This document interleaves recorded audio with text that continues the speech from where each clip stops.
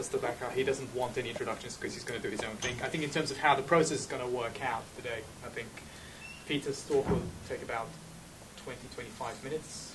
Peter will take questions after. Claire will then do a very quick 15-minute presentation about the project, and then I think we'll have a general chat around that project. It's an example of how new ideas could potentially move beyond the stage where your project is at. So, Peter, over to you. Yeah, thanks. Yeah, so Peter Vesterbacka, and it's great to be here. So it's actually my first time on Malta. So, and it's one of these, like I was telling people, one of the few times I actually had some time to look around. So travel a lot, but it's always airports, hotel, airports, and like out there. So it's pretty good. But anyway, so been involved in a lot of mobile things over the years. So one of the things, and I guess that's one of the reasons I'm here, is I actually started and came up with the branding and the idea for Mobile Monday back in 2000. So we started actually Mobile Monday a long time ago, when it started in Helsinki. So together with Vesterbacka, and who's one of my good friends, just thought that it would be good to get people together, do some informal networking, have a few presentations about, kind of like what's happening in the mobile space.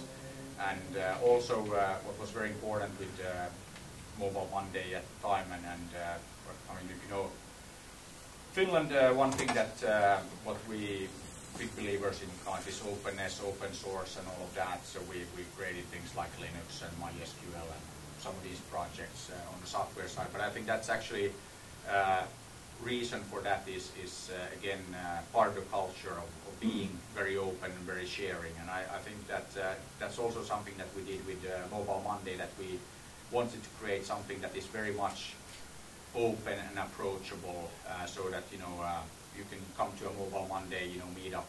Now we are in like 80 cities, and it's you might meet like anybody there. So the CEO or the person writing code. So it's very low on like hierarchy, and also it's all about open sharing. So that's also what I think made Mobile Monday go all over the place. So I then just a bit of bore you with a bit of history. So I then together with one of my colleagues, I was actually working at HP at the time. We went to Tokyo and thought, okay, we'll just like get this Mobile Monday started there as well. And then we just invited a bunch of people to like a bar or this venue called the Pink Cow. And I was immediately told by my colleagues working for HP in Japan that no, Peter, you can't do that. That it's in Japan we do things a certain way, and you have to it has to be like a good enough venue. You can't do a business meeting like at the Pink Cow, because it's not good enough. And actually Pink Cow is, its name implies, it's a bit of a kind of like a funky place. So it's not your typical like business venue. And actually that's also where we started Mobile Monday in Helsinki. We actually met at Molly Malone's, which is one of the local Irish pubs. So it's not like big on like form and formality. And then we did the same in the Pink Cow, and more than 100 people showed up. And then the feedback was that were from one of the American expats living in Tokyo, had been there for 50 years, that was the best industry event he's ever been to in Japan, because what happened was, and that was kind of just by mistake, but because we're open and we did a bit differently, we actually managed to attract about half Japanese people and then half expats. And I was later told that that never happens in Japan, that you very rarely get this kind of like mix happening. So again, example of kind of like doing things a bit differently and not always listening to the locals about like what works and what doesn't. But I think that it's and that was kind of like a link into my theme today about entrepreneurship, and I think very important thing in not only entrepreneurship, but like anything you do in business today, openness is very critical, and that's something that it used to be that in business that you actually you try to control information and not share information, because you can't like get position and power out of knowing more than the other people.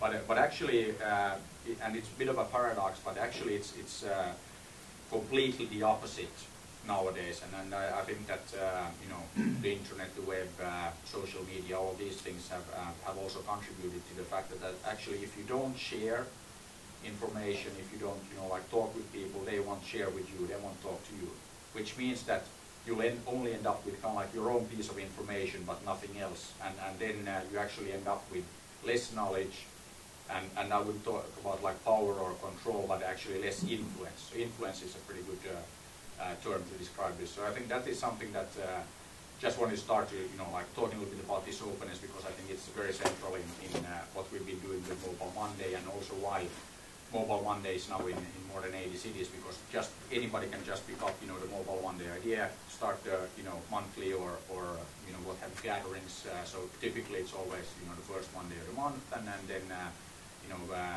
meet and just have informal discussion and information sharing. So openness is a very, very important attribute in any business nowadays. By the way, actually one thing, also feel free to interrupt with comments and questions at any time. So I'm not a big believer in doing these big presentations with huge slides and animations, but I think it's much more interesting if you keep it interactive, and then I get more out of it, you get more out of it.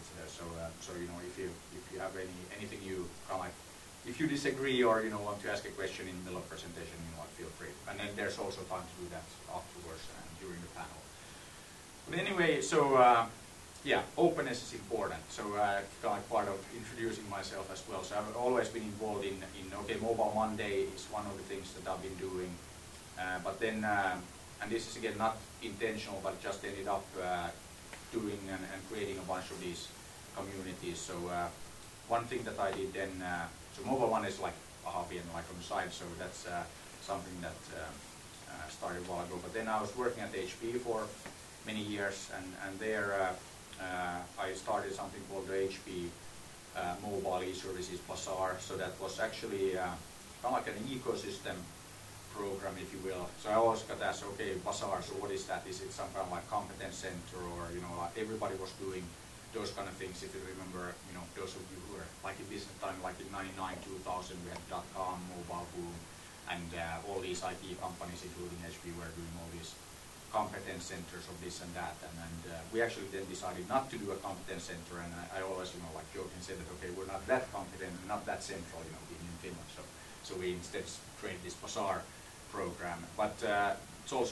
always good to do things a bit differently. So we actually did this ecosystem program. So HP had kind of like missed the whole .com thing and all of that, so we had to get back on track. And okay, we happen to have pretty much every mobile operator in the world as our customer, but we're mainly supplying boring infrastructure, servers, all of that kind of stuff, and missing out on all these exciting applications. And okay, big dinosaurs like HP are not the best innovators, so you need to work with if you're a dinosaur, it's good to work with the small furry animals. So the startups where all the innovation is happening. So how do you do that if you're a big company? So we then made it very easy for startups to partner with HP. So what we could bring was the customers, all the mobile operators around the world, and like some distribution and all of that. And then we actually set up some of these like physical sites. Started in Helsinki, and then we rolled it out in Tokyo, Singapore, Palo Alto, Bangalore, Beijing, Shanghai, Amsterdam, Milan, London, these kind of places, a bunch of others I probably forgot. But anyway, then very quickly started working with 700 startups around the world. And that's actually where I got bit by this entrepreneurship. I was doing like this intrapreneurship at HP, so starting new things, but then really getting excited about being an entrepreneur and doing startups. So left HP 3 years ago and started a bunch of companies.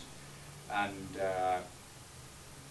yeah, I'll talk a bit about what I'm doing on that front. But if you then look at entrepreneurship and startups, and I think okay, the role model, and role models are very important. But if you look at like places in the world, I think Silicon Valley is really, especially if you're looking at software, IT, technology in general, Silicon Valley is kind of like the global benchmark, I would say. And there's only like one Silicon Valley, and there's everywhere I go, I hear that, oh, we're the Silicon Valley of this and that.